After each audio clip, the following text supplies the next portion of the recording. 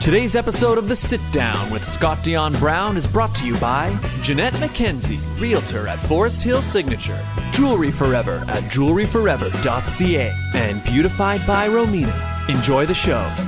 Broadcasting live from Glenmore Record Studios in Toronto, this is The Sit Down with Scott Dion Brown, your Sunday morning talk show with interesting guests, live musical performances, and the most fun you can fit in your coffee cup. Hosted by Scott Dion Brown and Regine Alaina, this is The Sit Down with Scott Dion Brown.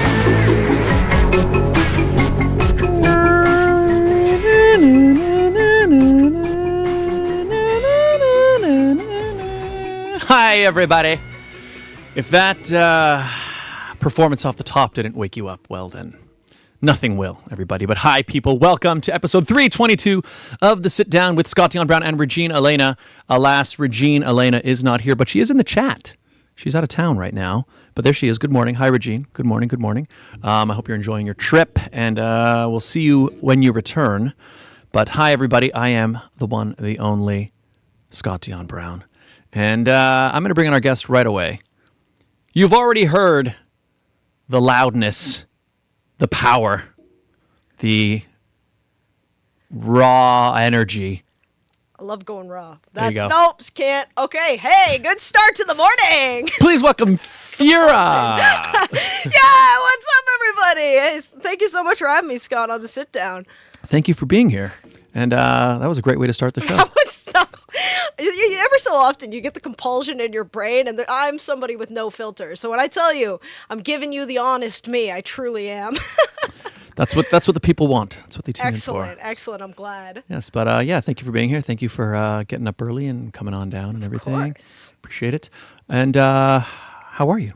I'm doing great this morning. I've never got to play like fully. I felt like it was like Tiny Desk. It was my first opportunity doing something like that. My bandmates are like 6'2", 6'3". So we were having a usually on stage, like their nickname's the Twin Towers, but because they stand on both sides of the stage of me, they're freaking huge. Yes. So having us in the studio today, they're like ducking down. It was a fun challenge for our quads. It was awesome. Yeah. Yeah, I was gonna ask you about that. So is it like to be in your band? Is it like a height requirement or something, or how does that happen? Yeah. I personally actually like to feel shorter than everybody else. It's a strange little thing with me. But if you're not over 6 foot, we usually check your Tinder profile, and it says if you're over 6 foot, then automatic no. But makes sense. If you're guessing like 5'9", then I'm like, okay, you're probably actually like 6'2", 6'3", because people who are actually tall tend to be like, no, I'm not that big. Otherwise, they get the how's the weather up there question all the time. It's true. I think it probably affects the sound, right? It makes it better, I think, overall. Yeah. They're resonators on the stage. Yes. That's right. Yeah, the tone, it comes through the height. Yes. A lot of people don't know that. Sometimes I just climb them like trees. Like we've been slowly learning. I've been watching a lot of rhythmic gymnastics. I was telling you about this before we got on. Yeah. So eventually my goal as, the Chinese person I am is to get, Chinese acrobats into this. So, we're slowly turning them into climbing gym for me. Coming soon, everybody. Coming soon. This was, I said to your bandmates, I'm like, yeah, you guys are the tallest band we've had in here. Because they're taller than 6'2", because I'm 6'2". Yeah. And I find, so like in this room, there's like a beam in the middle. I'm like, okay, I know I can't jump there. But in the rest of the room, I can jump and there's a few inches above me. But they were like at the ceiling. Oh, yeah, skimming it. Yeah. Yeah. That was a first. But it was... Glad to give you your first. It was great. But they rock really hard. They did. Yeah. So I am excited to say that the song you guys just heard, that was a world exclusive. It was. That's my new song, Sick Medicine. It's not even out yet. Here on the sit down, you're getting the first opportunity to hear it.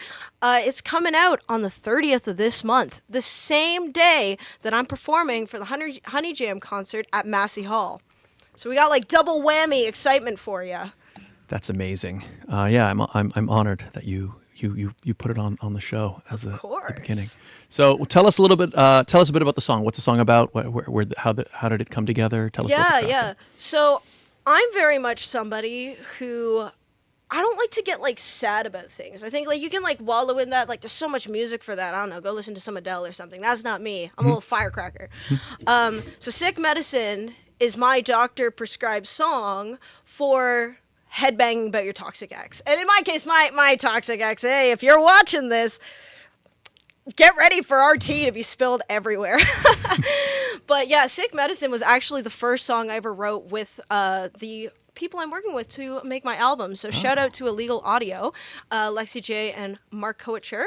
They are my writing production team with me. Cool. And yeah, we came into the studio, and I had originally met Lex at a networking event, and we came into the studio. We hardly knew each other. We're like, okay, what are we gonna write about? And I just like automatically, as the oversharer that I was like, I just got broken up with, and they were like, oh, okay, tell me more. Yeah, keep going. And I'm like, that's not usually a thing. People don't usually want to hear a trauma dump right away. But in the case of them, they were like, With songwriting, I feel like it's like that's actually perfect. Yeah. Yeah, no, songwriting is more or less a therapy session where then we're just going to broadcast that to the world. Yeah. Well, even look, last week, Friday was the guest who was also going to be performing at Honey Jam. But we had that same conversation about songwriting. I was like, because I write songs as well, and I'm like, I don't really feel like I know how to write a happy song or like when I'm feeling happy. I don't know if I don't feel it as inspired in that way. Okay, yeah. But I don't know. How do you find it? It depends. A lot of my material, I'm somebody who, I got a lot of energy and I got a lot of headbanging I noticed to that, do. yeah. So I like to get my anger out really on the mic. And sometimes I don't even know if it's anger. Like Sick Medicine, if you break down the lyrics, are actually quite sad. It's like, you're my sick medicine, unhealthy healing addiction. So like for me, I'm somebody, if you heard about the TikTok, all the different attachment styles, or like the real therapy books that you can read. In my case, the TikTok. I have like very anxious attachment. So for me, I would always pick people that were very like emotionally unavailable, and like in her case, very emotionally unavailable, and just like latch on like a tiny koala and be like, please love me. So that's what Sick Medicine is basically like, I want to fix you, which is such an unhealthy addiction. Makes sense. And the there is something about music though, like it is something like it's like there's something therapeutic about it. Like I think, and not just from the artist creating it, but I think also when other people can hear it, I think it does have a power to like. Absolutely. Yeah. For me, having an emotion and feeling like completely isolated and alone in it can just feel like, who am I? Why? Like, how does no one else have these feelings? How does no one else? And the thing is like, not to be like, you're not unique, but like, seriously, like, you're not unique, but like, positively. There are so many people out there that as soon as you start sharing these intimate, more like secret parts of yourself that you're like embarrassed by, there's going to be like 20 other people in the room who are just like, oh my God, yeah. I've been there. Like, man, we've all crapped ourselves. So might as well, like, yeah. You know what I mean? Like, mentally, emotionally crap ourselves. So I just crap myself on the mic and then have fun with it. That sounds a lot more negative than it is, but it's positive. But no, I think there is something special to that. Because, and I think I said this last week as well, is just like, especially now, like loneliness. Yeah. It's kind of, people are kind of more lonely now than ever, at least feeling that way. And I do think that it's like sometimes just that feeling of understanding that you're not the only one who feels this way. You're not the only person who goes through that. Yeah. And especially, when something sad or something bad happens to you, that can happen. It almost feels like you're the only person in the world and there's nobody else you can talk to about it. Yeah. And then suddenly you can hear a song and it's like, it feels like you could have written that. You know what I mean? And I feel like it's very powerful. I mean, for me, just to like speak on it, like on a more serious tone, like throughout high school and throughout, I used to like play a lot of hockey growing up. I was like heavily bullied for a lot of just like trying to be myself. I grew up in a town where like I was really one of like the only people of color. I was one of the only queer people. I've been out since I was 14 years old. And especially in a town where like bad is the last thing expected of you, when really what they expect is you're wearing Air Force Ones and a tube top, and I'm over here like, I have eyeliner out to here. It's like, like there's always been something deep within me where it's like I can't help but be my authentic self, and the ridicule that you will always get from people who are too afraid to let go. The way I found solace has always been through music. And in my case, it was a lot of screamo and a lot of emo, but that kind of stuff has a lot of for me growing up, it was an emotional relief of the anger that they were expressing through the sadness. And I think for me growing into like, who am I now, and how can I be that person that wanted to support like younger me, or like especially like a lot of younger queer kids and younger people who feel like I'm so out of place in this world that just feels like it's fighting against me. It's like, yeah, anger is an emotion that you're feeling, but what is it really covering up? So like my lyrics, like Sick Medicine, that's really a sad song. You can break that down, make it a ballad, make it a sad song, but let's put some energy in it. Let's have some fun and be like, yeah, that's like, it's true, man. Let's dance it out so that at the end of the day, we can just like sit down and feel peace when we like go to sleep. That's amazing. Yeah. It's there's a power in music that I think I think a lot of people you don't realize it at first, but it's actually kind of my favorite thing about it, in that like I notice, for example, like sometimes there are certain songs that I'll just hear and immediately I'll get memories of like when I was a kid, because it just takes you back there. And I feel like music it's only music that can kind of do that. Yeah. So it's it's it's a powerful thing. Absolutely. When you're writing songs, do you because actually, like how you were saying how the song has kind of an angry feel, but when you hear the lyrics, it's kind of more sad. When you're writing, do you find do you write the lyrics first, or is there a melody first and then you're kind of finding words to fit, or like how do you actually? I think I hear this question a lot, and of course, like I think it's a very technical, like songwriter niche thing, but like I think the more real thing to talk about is like, before you go in, or like, how am I going to write my lyrics? How am I going to write my melody? How am I going to make the band track? It's like, first things first, what I did was I had to experience something. So like I had to have something happen to me big enough to be like, okay, now I need to actually sit down and write about this. So like, yeah, in this case, it's like, yeah, I was a toxic ex. I had a really toxic relationship. But I think like the bigger point was, you have to sit down and connect with people. You have to sit down and put yourself in uncomfortable situations that you might not explore. I read this really great advice. I think it's like Ari in his Guide to the Music Industry or whatever. But like, he puts this very plainly of like, if you want to be an artist, if you want to be a creative person, the first thing you need to do is, first of all, like get out of your house in your own little creative bubble where you are only experiencing your curated experience, and get out there and put yourself in situations where you have to adventure like 3 times a week, 4 times a week. He actually like put a number, which for my brain, I love a number. So like for me, sometimes it's the lyrics, sometimes it's the melody, sometimes it's the band. But always what it comes down to is an experience that is so impactful that I go, I have to say something about this. So in the case of Sick Medicine, it was like, I know I'm not the only one who feels like sometimes you need to latch on to people and try to fix them for some sick childhood trauma reason that I have, which is like never really feeling like I really got a lot of attention from my parents growing up, or never really feeling like, you know, I've always felt like I've had to like grasp and claw on to get love or get some sort of approval. So that experience and opening yourself to actually reflecting on those, I think is the first step to writing a song. Cool. So the emotional experience needs to come first. Yeah. And that's not just for like writing lyrics or writing. It's like even the greatest instrumentalists or people who are able to write really great musical tracks, whether you know it or not, there's some sort of emotional experience that they're trying to take you on. Like you go back to Beethoven or whatever, when he's writing his symphonies, I bet you there's some sort of girlfriend broke up with him and he was like, oh man, I got to write Symphony No. 7. Like, yeah, I think it's a human experience. Yeah. And I do think also the technical side like is important, but I do find that if you can't, you have to almost. It's more about connecting to the emotion of it. Yeah, I think. I remember like, did you see the movie Oppenheimer? Oh, I don't watch a lot of movies, but well, there was one line in there where and I think they were talking about physics and stuff. I think it was physics. Particle. Anyway, I don't know science that well, but the specific line he mentioned was that he was quoting, I think, a composer in the movie where he was like, you know, it's one thing to be able to write the music or understand the theory, but it's something else to be able to hear the music itself and actually like feel it. Like the technical side is something you can learn that helps with like, I guess, the actual creation of it. But if you can't connect on like that emotional level and actually understand that part of it, then I think the music itself won't connect with people. Yeah. And I really do think you can learn to do that. Because, like, people don't believe this, but, like, my friends back when I was in high school, or the few that I did have, know for a fact I wouldn't hug people.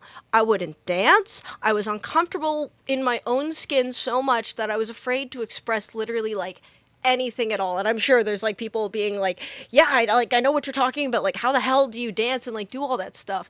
Seriously, like, I remember my first ever partner that I had. I was 18 years old, and they were a dancer, a contemporary dancer. And whenever we would go hang out with all their friends, all they want to do is dance. And I would literally stand there like a stiff plank full of people who, of course, would never judge me for dancing. They love it. It's their craft.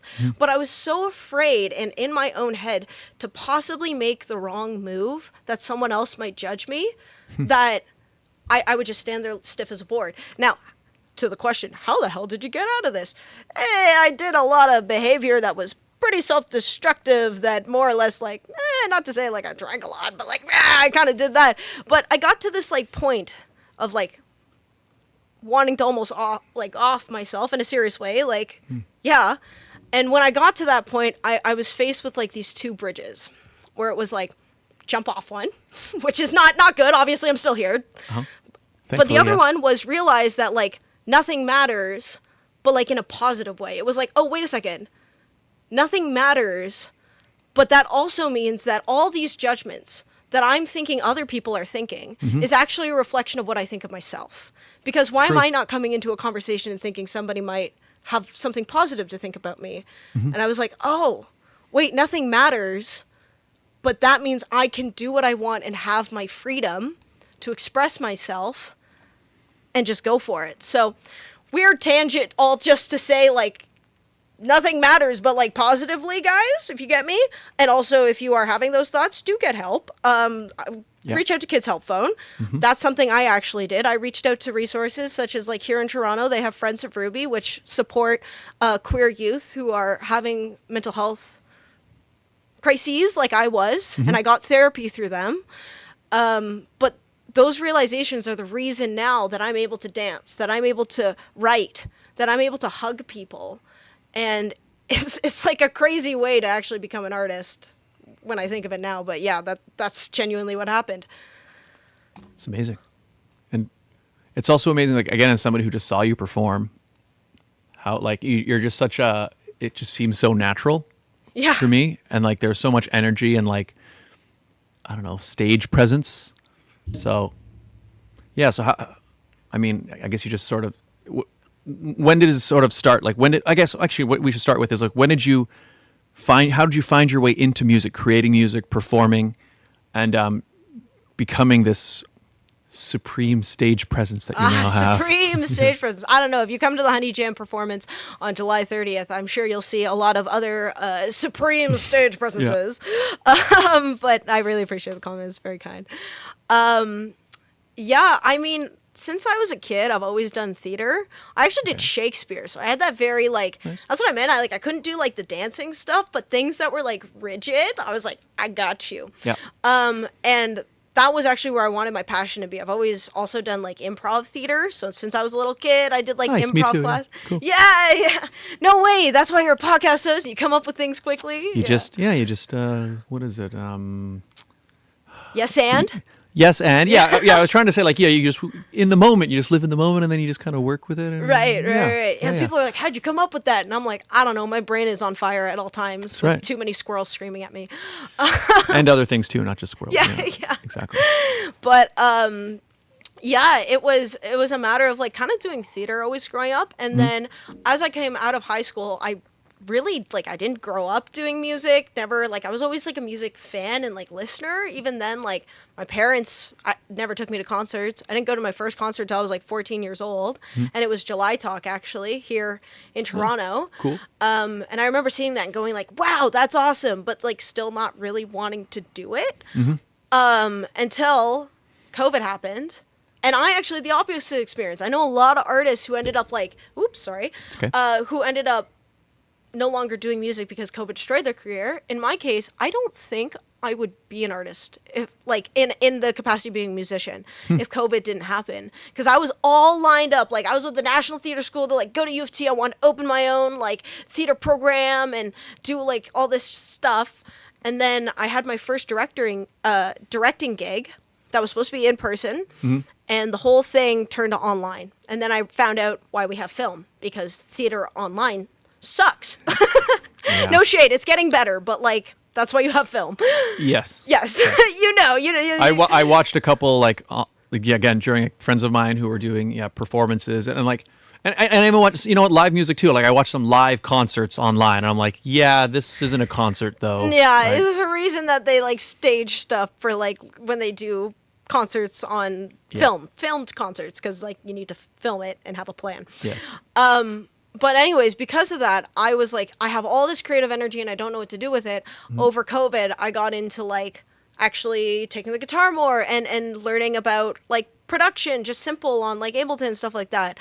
And I found this amazing program at the Canadian Musicians Cooperative that is their summer emerging artist program. So if you're like a youth between 16 to 29, it's funded through Canada Summer Jobs. You can show up and they will pay you all summer to learn music industry and to perform. It's 50-50 split. And I was like, that's awesome. This is incredible. Like, holy crap.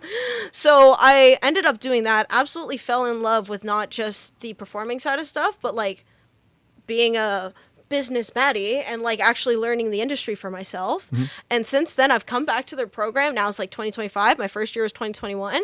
And now I am part of their Barns to Beaches tour this year. So it's going to be awesome. We've just got out of dress rehearsal yesterday, 2 days ago. Oh, wow. We've been in rehearsal for like 6 weeks now. And we're going to be coming to like towns, cities on, so check them out at canadianmusicians.coop on Instagram, stuff like that. But they are the ones who really taught me the basics of stage performing. They go by a method written by Tom Jackson. You can check it out. He's like a Nashville guy. But cool. it can be very intimidating from like a musician standpoint to be like, how do I move on stage? These sorts of things. And as somebody who comes from a theater directing background, I always thought to myself, like, I can't believe, because there's so, like, there's so many books on theater about how to direct people. Yes. Yes. Yeah. Yes. So theater people, they love to write everything down, which makes sense. It's theater. But musicians, when it came to them, I was like, surely there must be some sort of directorial background to all of this. And sure enough, like, there it is. So I've been learning that, and combined with, like, of course, like, wild creativity of my own and like fundamental basics, it really makes a difference. That's cool. So you're almost able to like channel, through your theater acting experience, you're almost able to like, learn it in that way. Almost like, I'm gonna rehearse it, and I'm gonna, that makes sense. Yeah, right. It's like this. It's the same as theater in that way. Yeah. Yeah. That's interesting. Yeah, I've never been on a dance floor where, even to this day, I still feel self-conscious to some degree on a dance floor. I've never been comfortable dancing. Whoa, really? Yeah. I mean, I even find now, like, if I'm at, let's say, a wedding or something, like, I will dance, and, like, obviously, if there's open bars, then I can drink, and then I'm more. But even when I'm, like, there's still always this one part of me where I always just feel a little self-conscious. I feel like I've just gotten better at pretending that I'm not, or acting like I'm not. You can totally act your way into believing things yourself. Like, have you ever heard the phrase "delulu till it's trululu"? That sounds familiar. To fake it till you make it, but yeah. But like this one's more fun to say. I like that one a lot more, actually. Yeah, good mouthfeel, right? Delulu till it's trululu. I like that. By the way, my drummer's sitting on the couch. He's losing his crap over there because he's laughing so hard. Shout out to Ed. Anyways, but you can totally trick yourself into believing anything. If it's the same thing too. Show up in the job that you want. So like, hey, if you're afraid of dancing, just dance it through the uncomfortableness, and then eventually, like what the first time you ever performed on stage? Yeah. Were you sweating bullets and your mouth was dry and everything felt awful? Yes, all of the above. I remember I literally said on stage to the audience, there was like 3 people there. Yeah. But I remember I literally asked the audience, like, whoa, is it like really hot in here? And it wasn't that hot in there, but I was just like, Yeah. But it was like the thing, like the more that you do it and the more that you become accustomed to it, that slowly you're like, that barrier comes down and you realize it's not actually as scary as you think it is. Yeah. I think confidence is the same way. If you can totally just like continuously fake it and you continuously fake it for like multiple days, months, years, eventually you're not faking it anymore. You've developed real confidence. Yeah. I think that's actually the trick. In fact, and it's like that for, I think, most things, actually. Not just performing. My stomach is rumbling. I'm not sure if the mics heard that, but I'll eat after. But I do think it's like the Delulu till it's Trululu. Yeah, I think there's a lot of truth to that, because I remember in the early days of my performing, it was like I remember I used to do this thing where I would perform without shoes because I was like, I want to be as comfortable, like in rehearsals, I have no shoes on. We're in my basement, so I started performing without shoes to try to like mirror that comfortableness. And then one day we were playing at the Opera House. Oh yeah. And I don't know if have you been on the Opera House stage. It's like hardwood floor and it's very sleek. Yes. And I just like did a leap and I like my socks and my like feet just kicked out from under me and I fell right flat on my back. And I was like, okay, I'm gonna wear shoes from now on. Yeah. But even then, it was that was just some way of me like finding a way to pretend that I was confident. Yeah. And then eventually, you kind of just now when I have to perform, like I just you just go do it. Well, I'll tell you this too. How I currently am in my current state, a lot more chill than what I used to do. I used to do like hyper pop, paint my face pink, show up, no shirt on, whipping it around. Like, I don't know. I fully did like way crazier stuff than what I do now. So people are always like, how do you have the confidence to do that? And I'm like, here's a photo of me at 19 years old, naked in front of my mom, like wearing nipple tape and the tiniest pair of underwear, my face painted pink. So after doing that, I can do anything.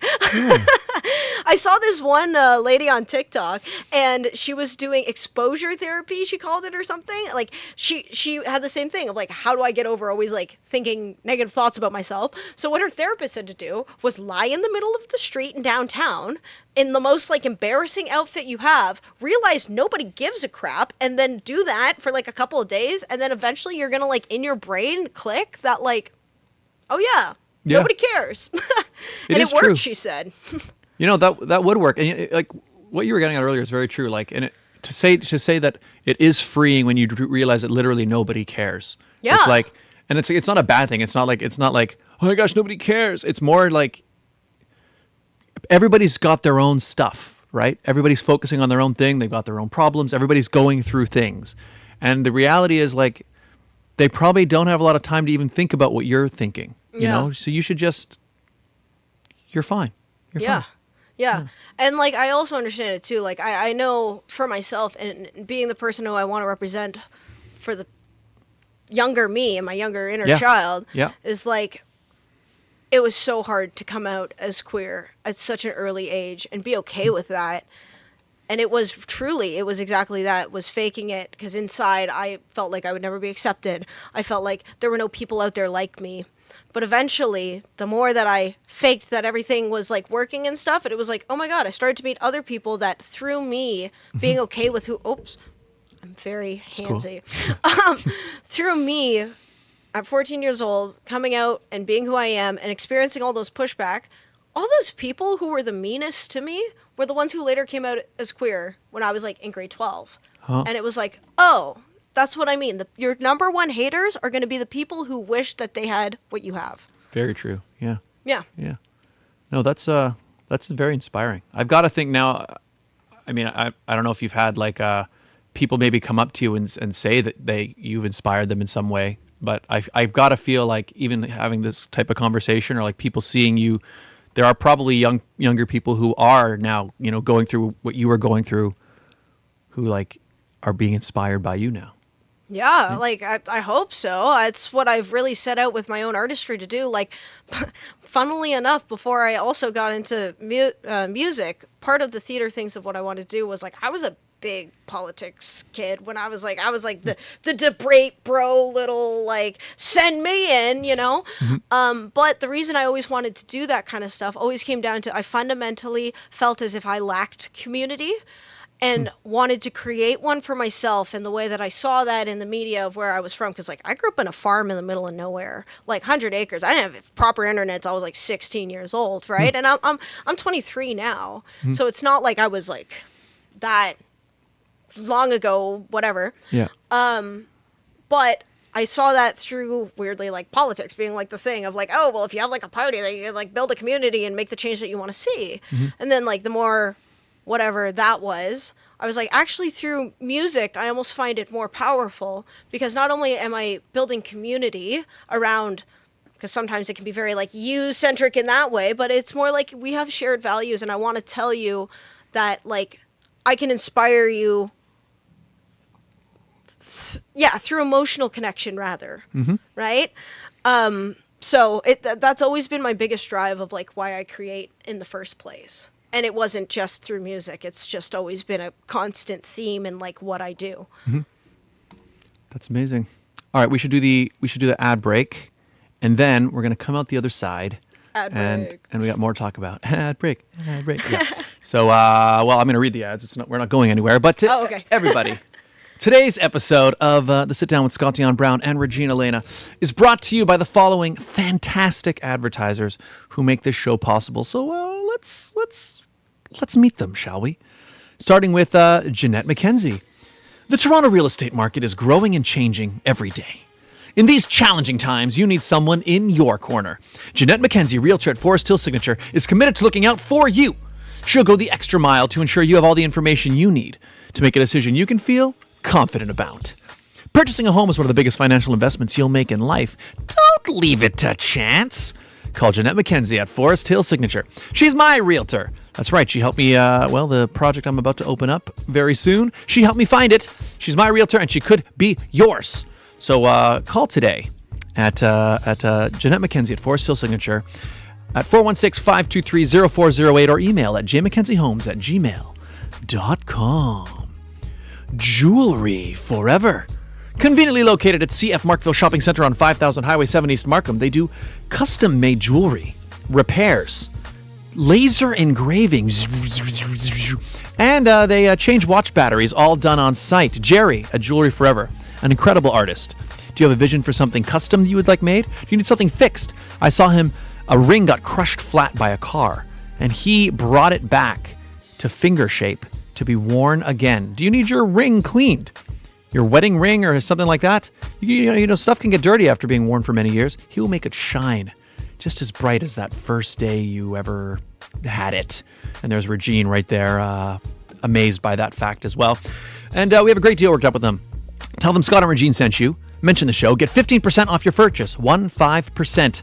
And get yourself a great deal. Find out more at jewelryforever.ca. Follow them on Instagram and TikTok as well for some incredible behind-the-scenes jewelry making videos. Jewelry Forever. Beautified by Romina. Internationally trained hair and makeup artist. She's the official hair and makeup artist of the Sit Down with Scott Dion Brown and Regine Alaina. There she is doing our hair and makeup for our official photo shoot. She also does films. She did my short film recently. She does date nights. She does weddings. She does, you're going to be on stage. You're going to be on a red carpet. Wherever you're going to go and you want to be beautified, find Beautified by Romina. Reach out to her on Instagram and Facebook at Beautified by Romina. And if you'd like to advertise on the show, it's very easy. All you got to do is reach out at radioshowad@gmail.com. We do the show live every week, people, and we also do the ads live week to week. What does that mean? It means you could personalize them week to week. Do you have an event, a sale, something happening at a particular time, a particular place? You let us know. We let your potential client base know in real time. It's a great way to build a brand new relationship with a brand new audience, so get in touch. radioshowad@gmail.com.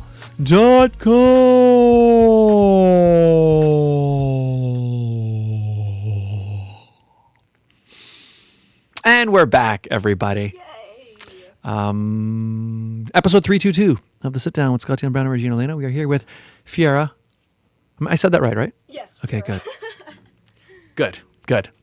We should say who we got. Z Does Radio gave us the fire emoji. And I think that was probably during your performance. Thank you. Shout out to you. It was just on fire, you know. Richard in the chat. Richard Wintle? Is that what it says? Richard Wintle. He is an amazing person. He is a photographer, actually. He Oh, comes nice. out to a lot of the shows and snaps a lot of our amazing shots. So I Oh. love Richard so much. He does so much for us. Big love. Shout out to you, Richard. And Richard says, let's go. Go see Feura live if you can. Highly recommended. Big happy face. Not just a small one. No, big. The mouth is open. Yeah, It's like this. that's Okay, right. That's a little scary, but But, you know, but big happy. Big happy. You can see Feura perform live at the end of this month, July 30th. The Honey Jam concert. They're celebrating their 30th anniversary, and they're doing this with a performance at the legendary venue of Massey Hall. Yes. Have you ever performed on that stage before? I haven't. Not yet. Yeah. I'm excited. I honestly, I haven't even seen a show at Massey Hall before. Oh, was Now, it? they could kind of hear you, but your mic was okay. muted. Okay, Anyway. all right. I was like, wait a minute. Why didn't I hear her that way? Yeah, I've never actually been to Massey Hall before. I've been in the back alley of Massey Hall. That sounds really strange. I had a friend who like lived across from Massey Hall, so like sometimes we would like drive down the back alley to like drop him off at his apartment. But besides that, like I don't even know the inside. I've never seen a lot of live music, to be honest, other than like what I'm at for like local shows. So I think I've been to one show there. I think it was years ago, so I kind of remember it. I also heard they renovated it though, so I actually don't know what it actually looks like now. wow. But what I do know about it is it's very iconic. It's like, over a century old, and like kind of everybody, particularly in like Canadian music history, Yeah. like there's just everybody's played there. Yeah, yesterday I was in a master class preparing for Honey Jam, and we were with the legendary vocal coach Elaine Overholt, who is incredible singer, absolute icon of all the different venues she's played. She was telling us about her experience on the Ellen Show yesterday. So she was telling us about back in the day when she played Massey Hall. So I don't know how many. I don't want to say a number of years ago because dare I make a wrong age assumption. But let's just say a long time ago. So it's incredible too to like have mentors who are kind of like passing down the torch to be like, yeah, like this iconic venue that like everyone and their best friend in like the Canadian music industry will eventually play. Like, now it's your turn. And I joke because like they're like, it might be your only time, and I'm like, no, I'm gonna keep fighting. This is my first time at Massey Hall. I'm gonna be back. I promise you that. That's right. That or like another, I don't know. There's a bunch of venues here, so to be fair, I can't say, but Yeah. But no, yeah, Massey Hall, that's a big one. That's cool. Honeyjam.com is the website, and tickets are still available on there. Yes. And you can also see the whole list of other artists. So we had Friday on last week. We got Feura on here today. And you're going to be releasing on that same day the song that we heard off the top of the show. that's right. Yes. Sick Medicine out same day. That's right. And also, I did want to ask you about, because you also just had your first single came out in June, right? June Yes. 20-something? June, I can't even remember my own days, but But it's out. it was June, yeah. So tell us about that one. Yeah, Smash. I'm actually getting ready for like a full EP release, so we're doing a little 4-song collection for you. Sweet. EP is called "Eat It," and it's a reference to Smash. As somebody who, again, we kind of already have like touched on this throughout my life, has always felt like, kind of has to hide who they are. This EP that I've come out with is a slap in the face. It's a smash in the face, right? So Smash is a song for me that was my declaration of like, I haven't seen a lot of other Chinese people, East Asian people in a North American landscape who work in rock music, right? I haven't seen a lot of women who work in rock music. And for myself, I'm somebody who identifies as queer. I use all pronouns. I'm very like, I just don't care. I'm very punk in that way of like, call me whatever you want. I know who I am. Doesn't matter to me, right? I don't need to define what gender is or anything like that. That's up to, whatever you define my gender as, I've always thought says more about you than it says about me. Which, interesting, food for thought.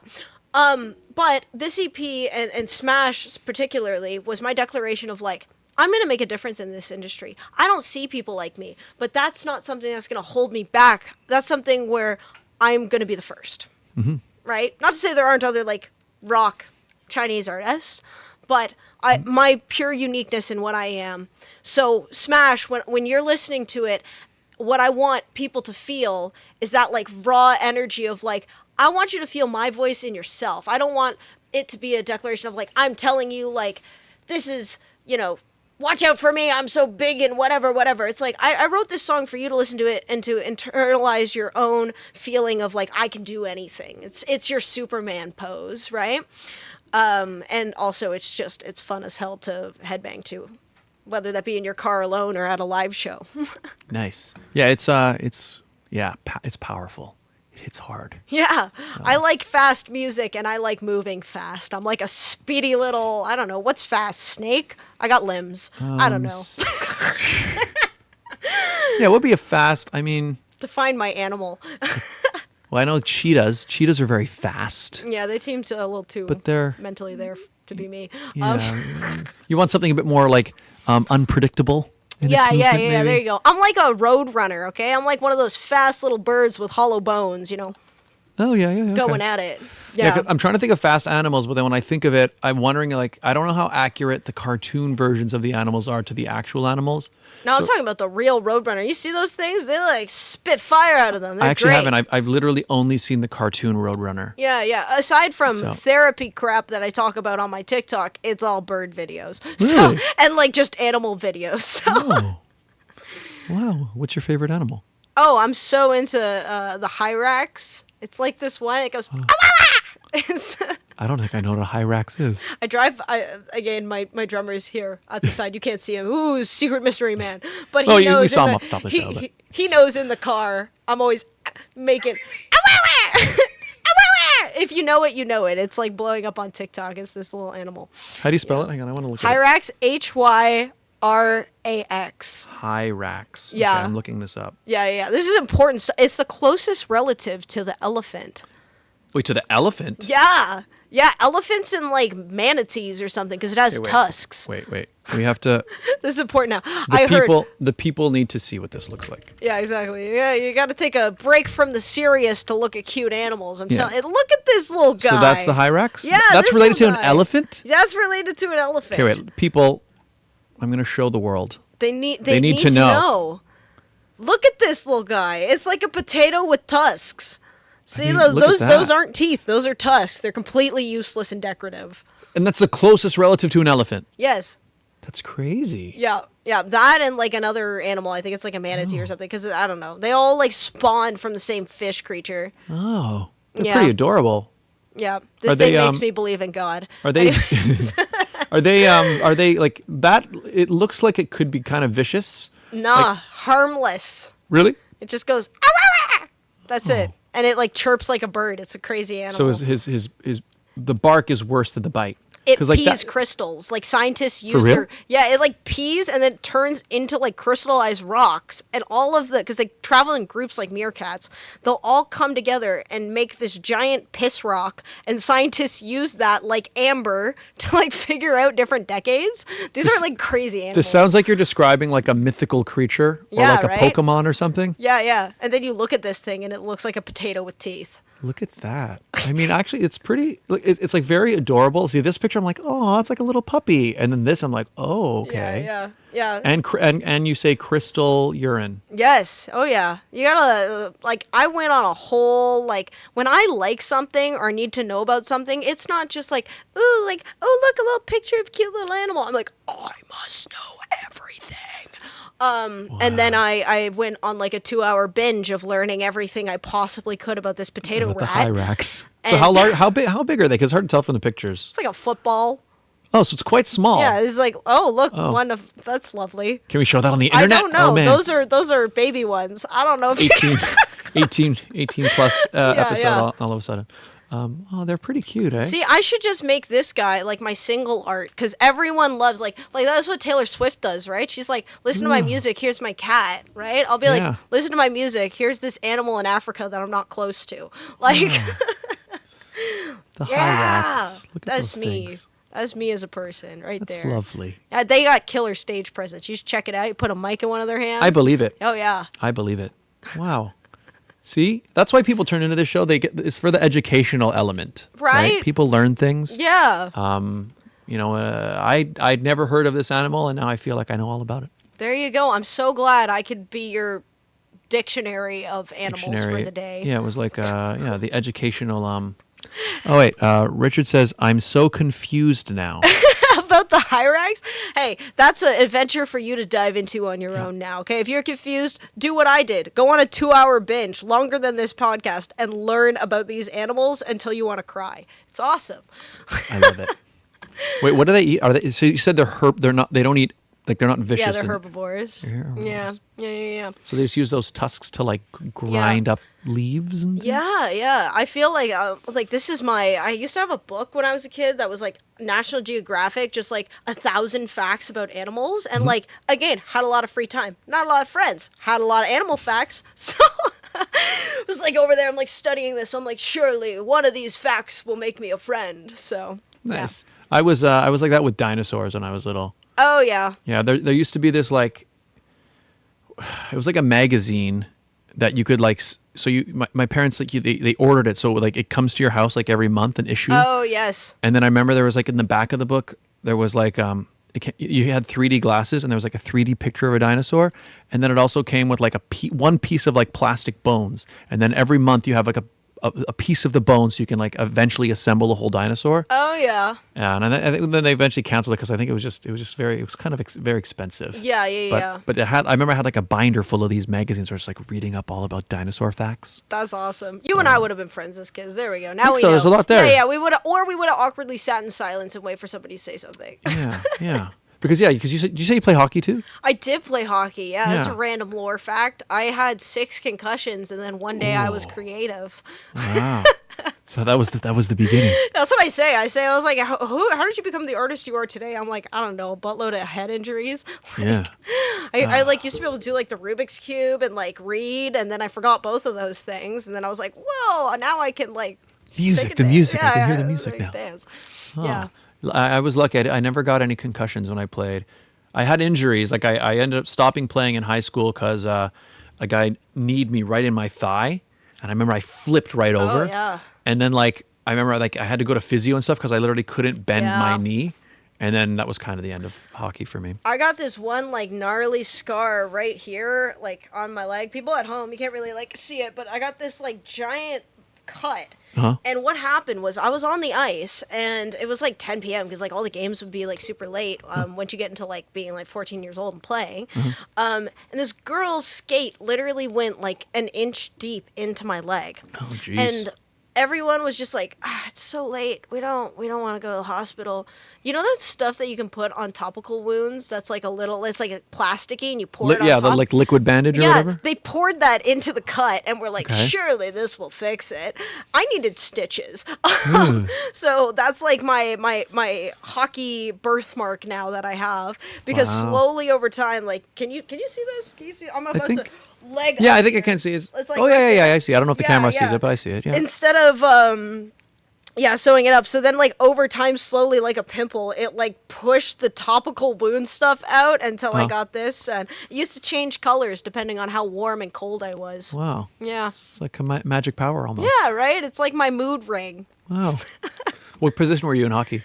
I was a left wing. Left wing. Yeah. When I was younger, I started on defense. I eventually was then right wing, and then by the end, I was center at the end. Oh, yeah. But center's the happy medium between both. You go between like offensive to defensive positioning. Yeah, you're kind of Oh, here's a funny story for you, okay? So you know how we were talking about stage presence and how you teach musicians? Yep. So we're working with this director, and like mind you, like my guys, they've been working with me for a while, they know their stuff, but I was working with a bunch of newer musicians, and we were trying to describe to them, because like sometimes you'll notice with like newer musicians, they'll stare at their hands the whole time and they'll just play, right? No movement or anything. No movement, Yeah. no interest, nothing. And all these guys, like the director was trying to use this metaphor of like, all right, like you're the lead guitarist, so there's a bunch of squirrels hiding nuts all over the stage, and you need to find the nuts. And he was sitting here like, what? Okay. What? And I was perfectly getting it. I was like, oh, you have to be everywhere. You have to find the nuts, like move around. And I'm like watching these guys, and I'm like, oh, they have no idea what the director's talking about. So I was like, can I try something? And she was like, yeah, sure. Like I'm lost at this point. I was like, all right, guys, hockey metaphor. I was like, lead guitarist, you are the center. You're everywhere. So you got to hit a defensive position, but also you're allowed to move all over the ice. And this guy was like, oh my God, like he just got it right away. He was like, I can move to the left side and the right side of the stage. We were like, yes. Yeah. And then the drummer's the defense because he doesn't move and he's a brick. And then we got like bass on left wing, rhythm guitar on right wing, who are like setting you up for the shot. And this lead guitar is this like brain was like, and so if you're a musician and you're a dude who enjoys sports, there's your sports metaphor for how to move on stage. Yeah. Sometimes it helps just get on the right level. You got to connect with the person in the way that you're speaking their language. Exactly. Yeah. So I got this weird background in sports that can help me do that. Yeah, that's good.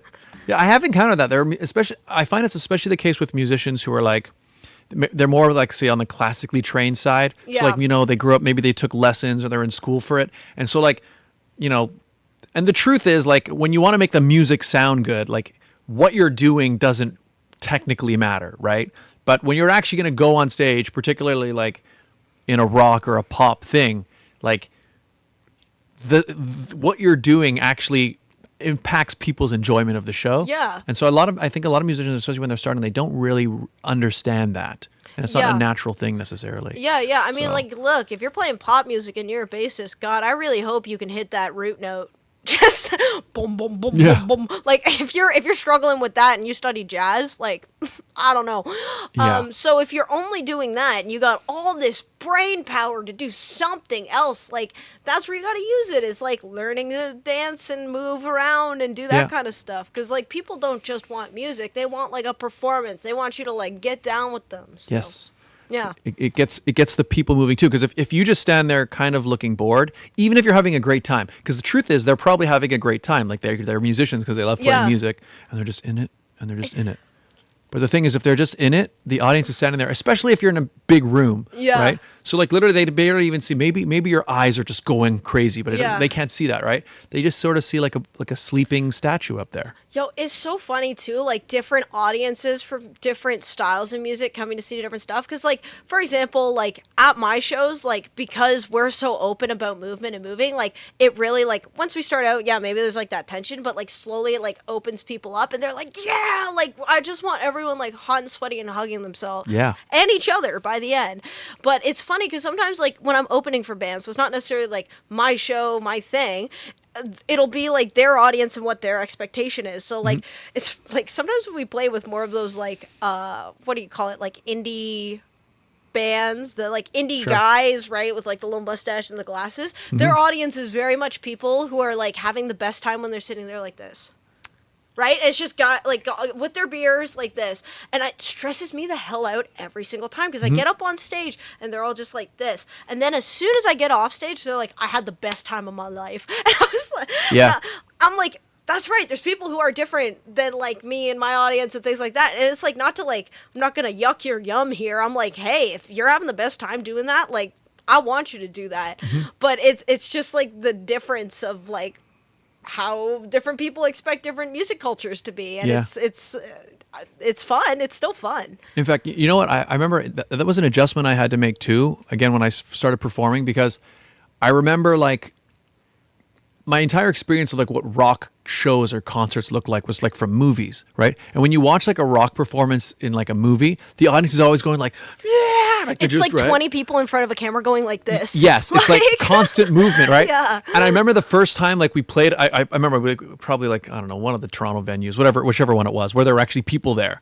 And I remember like a lot of the times they're kind of they're just standing there staring, and they'll clap and cheer at the end. But I remember there was this weird moment of like, do they hate this? Like, why are they they're just standing there? What is this? But it took me an adjustment of like, oh wait, in a movie, there's a director making the move. And there's actors who have been hired. Yeah, yes. And it's in real life. I mean, sometimes, again, it depends on the type of music. And like, if it's a mosh pit, that's going to be different. Or maybe you get people moving or they're dancing. But a lot of times, rock, particularly in some types, guys they're just there and they've got their beer and they're just like Yeah. You might get some of this. Well, I can guarantee you at the Honey Jam performance on the 30th, we have made it a priority to get you up on your feet and dancing. So, Love it. yes, you can sit there with your beer and be like this if you so desire. But we have so much audience interaction baked into the show. I guarantee you for mine, I'll get you singing along. I'm doing a cover of Joan Jett and the Blackhearts of I Hate Myself for Loving You, one of my favorite songs. I was like, oh my gosh, you guys want me to perform this? Absolutely. Awesome. So we'll get you up on your feet and dancing. I guarantee it. Fantastic. July 30th at Massey Hall. And do you have, we're going to move to our final segment soon. Yeah. I guess momentarily. But do you want to mention any other shows you want to talk about coming up or anything that you can talk about yet? Major one, just the Honey Jam on the 30th of July, which, in case you didn't hear it already, I'll say it again. No, I'm kidding. That one, and of course, my single coming out on July 30th. Be sure to check out the already released music, Smash, out across all streaming platforms. And again, check me out on Instagram. I know it's up on the screen, but it is I will say it again. There it is. This is not only just Instagram, it is across all social media. So at Feura.mp3. And if you're really hungry for more content, go check out my website, feuramusic.com. Oh, nice. You can go sign up for my newsletter where you're going to get exclusive content and behind the scenes videos. So be sure to check that out. Fantastic. All right. Links will be down below. So I think your Instagram and YouTube are down there right now, but I'll add all those other ones after the show. So if you're watching this after the fact, you can do that. Okay. We have one more segment. Let's do it. And it's going to be the most challenging thing ever. Oh, yeah? Yeah. It's going to be a life-changing moment. So I hope I'm ready. you're ready. Ladies and gentlemen, introducing this week's edition of the Barrel of Monkeys World Championship. Barrel of... I just want to make the noise. It's fantastic, yes. You can add a Hyrax in there if you want. There it is. So, are you familiar with this item right here? That is a barrel of monkeys. It is. Is it a game that you've played before? No, I just played with the monkeys. Oh. Okay, so you've encountered the items, but you never played the game as it outside. Again, I'm an only child who grew up on a farm. I had one of these. I didn't have anyone to explain what it was. All right. Well, you know what? Maybe there'll be some kind of like muscle memory in there, like you've interacted with the monkeys. Okay. That it'll play in your favor. Okay. But there's only one way to find out. So I'll do a demo so you can see. So the way we do it on this show, it starts. We put the barrel in the play area in front of you. I will put 1 minute on the timer. I say 3, 2, 1, go. Take off the lid. Pour out monkeys. You can now put the barrel aside. We're done with the barrel. Okay. Pick up a single monkey. Okay. Use this monkey to pick up Other monkeys. another monkey. Now you've got 2. Use this monkey to grab maybe a... Oh, so I just Another got to monkey. pick up all the monkeys. Yes. And then you're going to... So I got 2 that time. That can happen. Then you want to maybe grab another one if you can. And you grab another one if you can. Oh, look, I got lucky there. Look at that. And you just keep adding monkeys until the timer runs out. At that time, we'll say freeze, or you freeze when the beeping happens, and I'll count. This will be 1, 2, 3, 4, 5, 6 monkeys. The one in your hand does not count towards the total. Dang.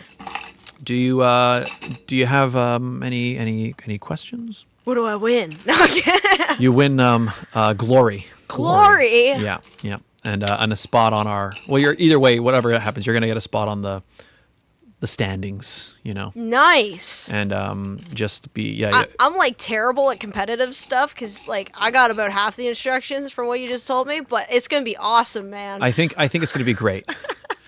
You know, just grab as many as you can. Alrighty. And we'll just see what happens. All right. Are you nervous? How are you feeling? Are you I mean, is this? I might have thrown up a little bit on your couch. No. It's all right. Okay, I'm So gonna. it's a souvenir. Do I need to move the mic? Yeah, you can move the mic. Okay. The mic out of the way. Get out of here. Okay. So, all right, hang on. Before keep the lid on. The Keep lid the lid goes on it. The lid comes off as soon as we say go. Hang on. Let me just get the timer going here. Do I gotta sit for this? I'll You can sit. You can I'll stand. sit Whatever. so What. see me. You can do. Whatever you We're in a feel. sports stance here. I think this is more entertaining for the Yeah, we can do people it. to look And at I'll probably tilt down to the monkeys I'm anyways. crab posing. Okay, hang on. Let me get the timer. You can look at my pants. I put so much effort into making these. So take a look. You made that? Yeah. That's awesome. Look at that. They look Punk rock. they look dangerous. Yeah. This is completely. There's nothing on the back. Don't worry. Amazing. Oh yeah, that makes sense if you had to sit like down it. and then yeah. All right. Okay. All right. All right. Forgetting, don't touch Yes. the camera. Hands off the monkeys. Okay. Are you ready? Is it ready? Ready as I'll be. All right. 3, 2, 1, go. Looks like a pretty good pour. Find a way in. One of the monkeys jumped off. It's okay. Plenty of time. Time to recover. You've got this. You know what? Find a way. I'd be happy. Oh, there you go. You got it now. You're getting it. I'm gonna get more. Channel the power of the high racks. That might make me drop things. You know what? This is okay. You know what? You know what? This is pretty good. Wow, the standards are low. Look at that. Okay. Okay, now let's see. You've got 2 on there. I have a feeling I should wait for the time to end because I don't think I'm gonna get the rest of these. Oh, see what you can get. See what you can do. All right, we're doing the stand up here. She's Really working this. elevating Come on, to get a sports. better view. Get in there. Come on. 10 seconds remaining. Is there one more monkey that is willing to jump onto the chain? That's a risk. These things happen too. This is just gonna be Oh, come on, buddy. okay, it's still and time. You know what? I'm just That not looks gonna drop all that these. was pretty respectable, I think. Let's Respectable. I'll take it. 1, 2, 3, 4, 5, 6, 7 monkeys. So what I'm You know hearing what? is one more than you. Well, let's take a look, shall we? No. Let's take a look at the monkey standings. Watch the bottom be 8. No, you're not at the bottom. Okay, that's too small for us to hear, but here, I can bring it up on here. So 8 monkeys actually puts you pretty close. 8 monkeys are up 12? here. Holy Targa, very talented singer, did grab all 12 monkeys. Wow. It was a quite a day. It was Yeah. but Yeah. that was a big deal. 8 Look, monkeys I gotta though. be mid at something. Yeah, but you know what? In this case, you're actually, mid. You're looking at a lot of people in 6. You got 5s, you got 4s, you got 3s. 8 monkeys. You're up here. Christina Aurelio, fantastic actor. Tyra Nice. Rosnick, the Young Scones, great band. Alexis. You're with some big names. I know here. Anna Goldsmith. I'm currently on a production with her. Oh. I'm glad that I She's got tied. 8 too. There yep. you go. So now I can go and show face at Look rehearsals. at that. Yeah, that's a good thing. If you're going to see her, she would have been like, oh, That's too funny. Anna's been here. there you go. I will put you at 8 monkeys. There it is. I'll take a photo that my name is above her just to be like, So there you go. That's not bad at all. That puts you in like what, 12? It's like fourth place. Is that 12? oh 12, yeah. 11, 10. Or, I'm I like guess tied for 4th with like 8 Yeah. other people. That's You're fine. that's good. And like I said, this was your first time ever doing it. Yeah, I'll very have you good. know in Mario Kart, I'm always a solid 5th or 4th. Oh, So this Okay. is this is good. not too bad at all. All right. Well, that wraps up this week's edition of the Barrel of Monkeys World Championship.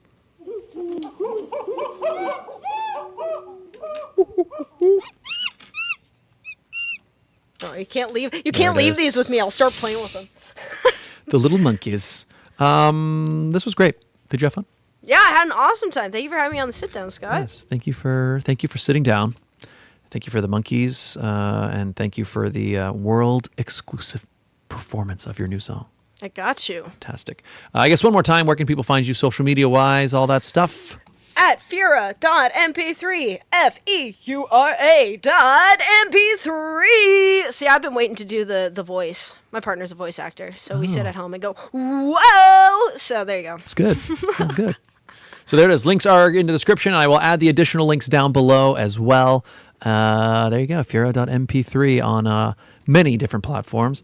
If you'd like to follow me, you can find me right here, where you're watching this very video, youtube.com/Scott Dion Brown. That's the best place. It's where you get all the episodes of The Sit Down. It's where you get the vlogs. It's where you get the music. It's where you get anything. I just post, wherever I post things, it's on there. YouTube. Instagram is the second best place. That's where I'm second most active, I guess, at Scott Dion Brown. X, I don't really post on there hardly ever anymore, but if you're there, I'm there. There you go. Scott Dion Brown. This follow the show. The Sit Down with SDB on TikTok. Sit Down with SDB on Insta. Sit Down Scott on X. And the Sit Down with Scott Dion Brown and Regine Alaina on Spotify, Apple Podcasts, Facebook. Anywhere you listen to podcasts, we're probably there. Please hit like, hit subscribe, and all that stuff. And thank you for being here. Thank you for having me.